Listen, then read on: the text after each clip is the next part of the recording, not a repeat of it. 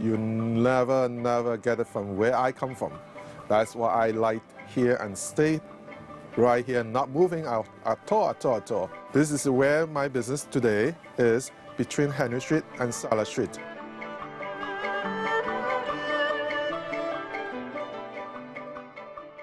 Well, I'll add another little story to give you an idea. In my time, when we lived on Sylvester Street, I used to go to Tranquility, and the school fees was 5 shillings, and my mother had to scratch to make up the money. And you go to school and the teacher reminds you very gently, and eventually you would say you forget. And one day he said to me, well, would you mind to go home and bring the money? So I had to leave school to go home, Sylvester Street, to get the $1.20. And my mother squinted around the place to collect $1.20 for me to take back to the school.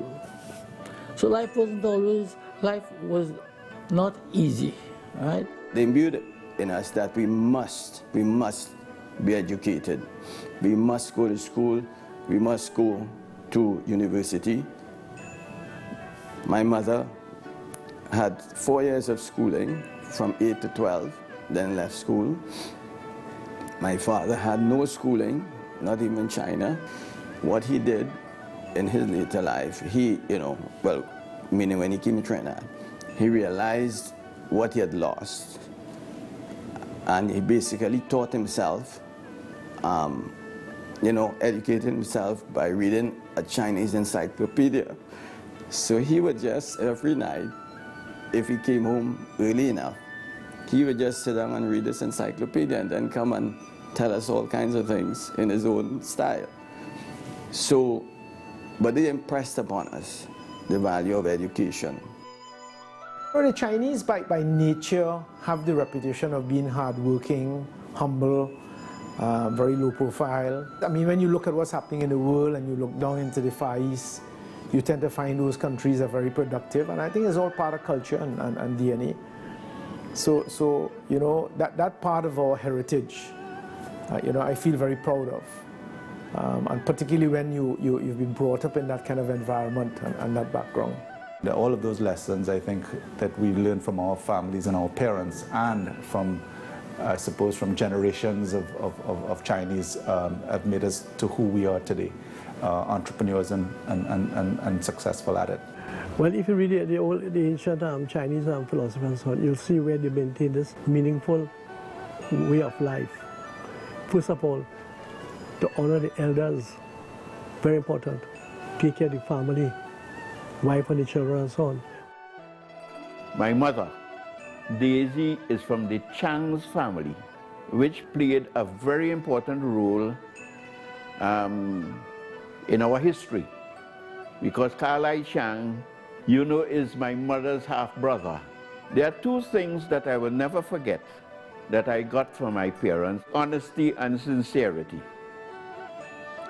He often make the statement, I do not have to sign a paper to tell you yes. My word is my bond.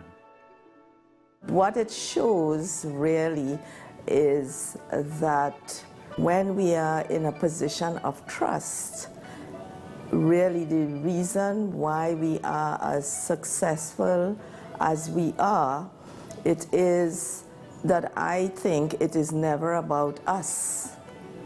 It has never been. I think that is part of the work ethic of the Chinese. It is not about us, it is about the work and taking us forward. And I think that has been the hallmark of success of a lot of Chinese in Trinidad and Tobago, if I may say so.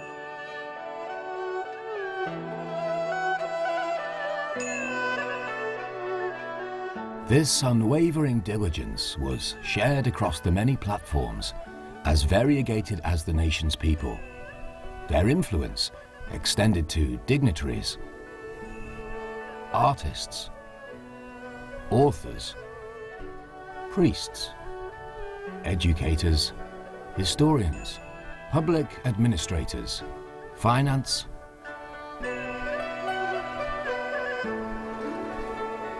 law, medicine, energy, music, theatre, sport, along with some of the country's most enterprising and successful entrepreneurs.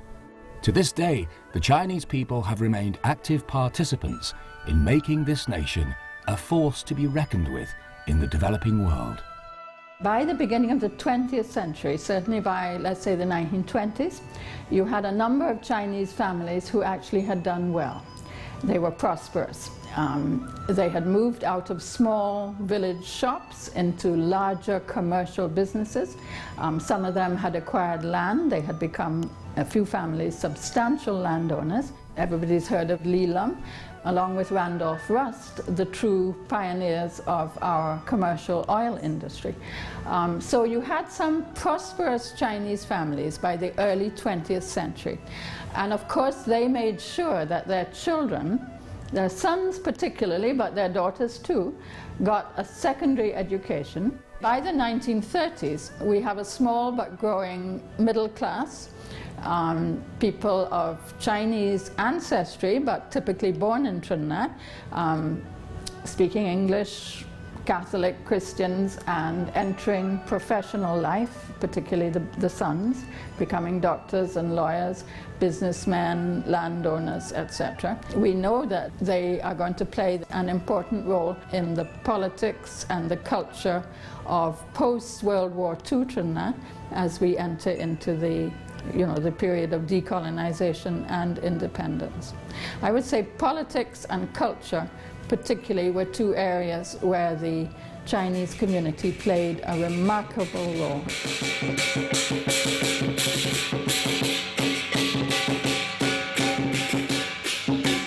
Some of the families who distinguished themselves in business included the likes of John Li Lum, L.J. Williams, Winfield H. Scott, Carlton Mack, Vernon Gillette, Alwyn Poon Tip, Arthur and Fred Chin Lee, Morris Soong, along with other notable families like the Chens, Chin Fats, and Chins, to name a few, who created a family dynasty in the various fields that exist today.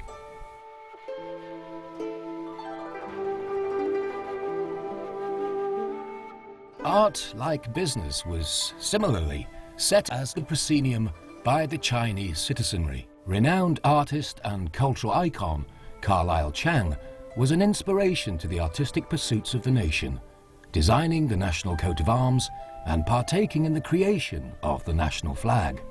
Expressionist painter Sybil Attuck became a prominent presence for her watercolor work, while Willie Chen made his mark through painting, three-dimensional works, and literary art. I built over 54 stage sets over the years. Right, not only that, then I took a hand writing and play now. So I wrote Freedom Road, and I wrote about 25 plays. One we took to Canada, and when I went there, those people who migrated from here, they come and they hug up, they start to cry, they say they want to come back home because I'm reminding them of their parents cutting cane.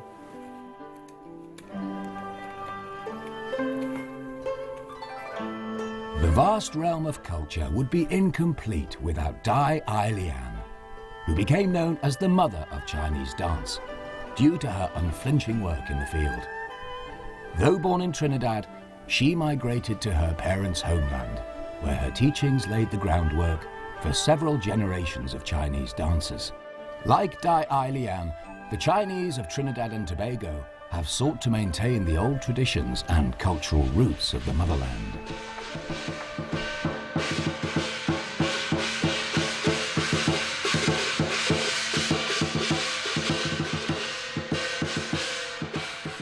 That's why I work with Chinese art and culture. I love it, and Trinidad, only children, because I live in 51 years now, 50 years now, living in Trinidad.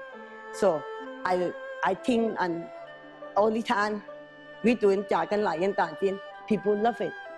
You know, see it, good, and to coding and like it and able to say want it. Okay, I happy for that. All these school children, we going training them doing Chinese art and culture and doing kung fu and dancing. Happy, you know, never seen so good. I feeling so nice. The money can't buy that, you know.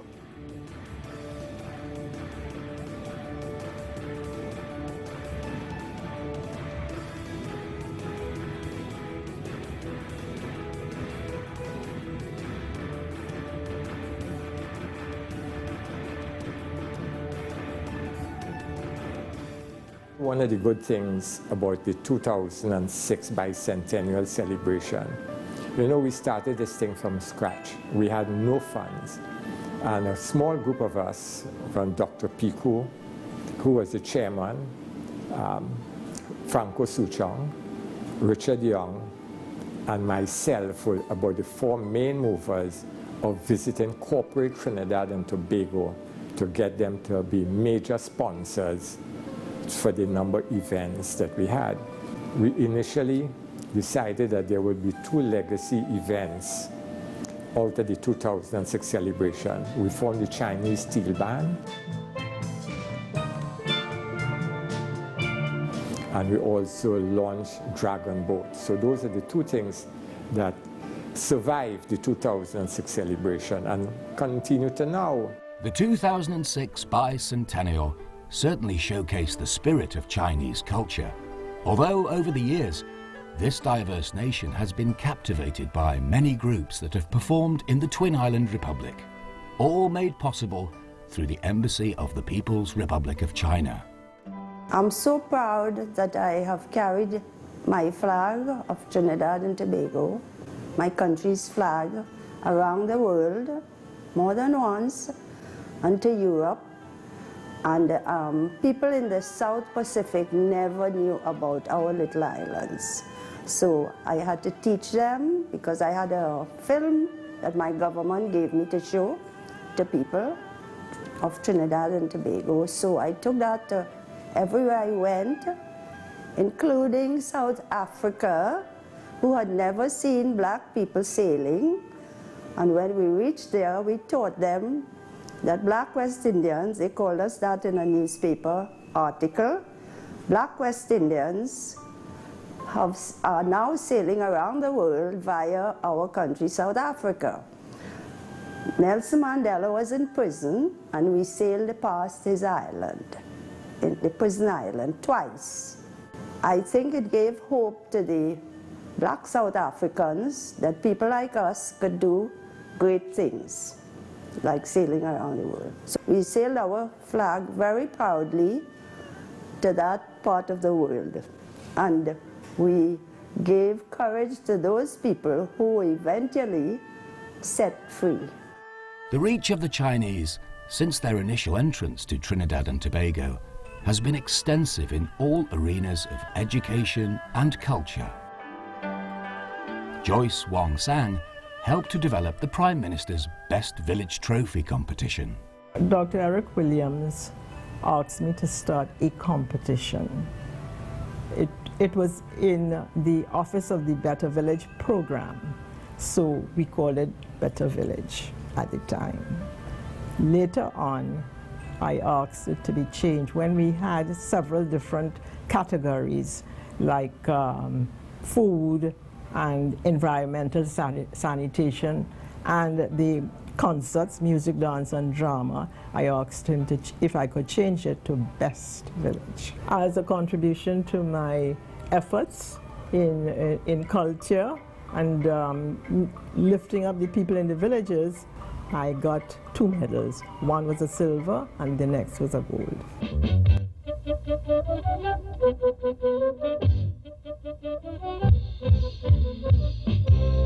The media was another area where descendants of Chinese immigrants excelled. Jimmy Wong became the first person of Chinese ancestry to anchor the major news in Trinidad and Tobago television, while Judy Chong Dennison launched her dual career in both aviation and media. But the contribution to the development of this Twin Island Republic started many years ago, resulting in a strong economic position today. The Chinese were pioneers in the oil industry. They're the ones who developed with Mr. Li Lam.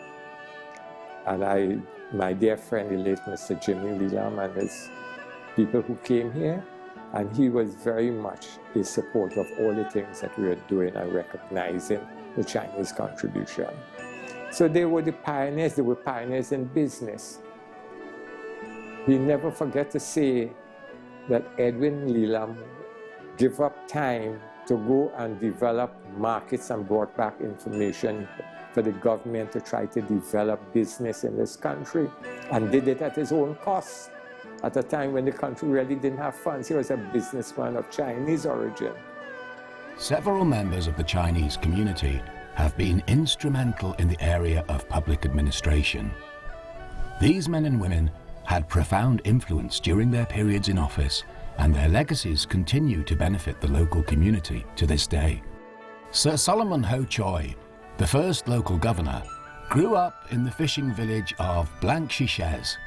Because of his work ethic and integrity, he quickly rose through the local civil service ranks from the 1930s to the 1950s, to eventually become colonial secretary. He was a natural choice to be the governor in 1960, and then became the Governor-General of a young and independent nation in 1962, and served with distinction until 1972. Later on, George Maxwell Richards served as President of Trinidad and Tobago from 2003 to 2013. Other public officials included Ronald J. Williams, Member of Parliament and Minister of State Enterprises during the 1970s and 1980s. Gerald Yetming served as Minister of Finance and Member of Parliament during the 2000s. Likewise, Lindsay Gillette, who was a Senator and Minister of Energy. Howard Chin-Lee served as Minister of National Security and then Minister of Tourism from 2002 to 2007. Born of Trinidad parentage, Eugene Chen returned to China and became a formidable figure in China's political arena, serving as Foreign Minister. Michael J. Williams served as President of the Senate from 1986 to 1990 and was acting President of Trinidad and Tobago following Sir Ellis Clarke and before the appointment of Noor Hassan Ali. Larry Hawaii, an established and respected banker, became the latest member of this distinguished group on June 25, 2012, when he was appointed as Minister of Finance and the Economy in Trinidad and Tobago. You know, I spent a lot of time restructuring things. You know, even when I was a young boy, I always would fix things. And my mother would say, you know, he's always fixing something. But and it turned out that way as I got older, because I went to the DFL when they were restructuring back in 1987. And I think we did a fairly good job in restructuring the DFL. And in 1989, Workers' Bank collapsed, and I went into Workers' Bank to help restructure, and we turned it around. I always had a confidence in the staff and in the people and what could be done. And we also had some good economic years as the economy started to rebuild. So I think, you know, we were able to do quite a good job with First Citizens Bank. It became very successful.